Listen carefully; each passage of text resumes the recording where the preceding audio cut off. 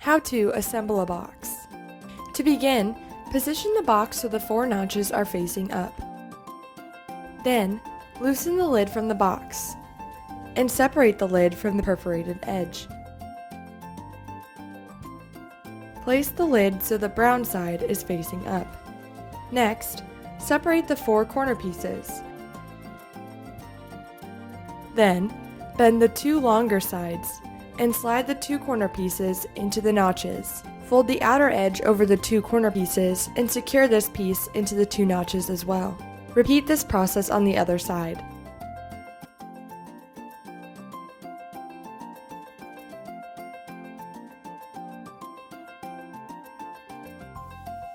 To continue assembling the box, push the flap labeled number 1 down into the box.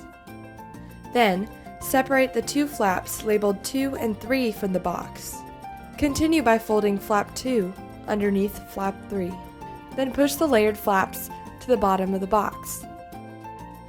Flap 1 should be pressed against the side inside the box. Next, lift up flap 3, pushing it to the side of the box, and continue by lifting flap 2. Both flap 2 and 3 should now be placed against the sides within the box.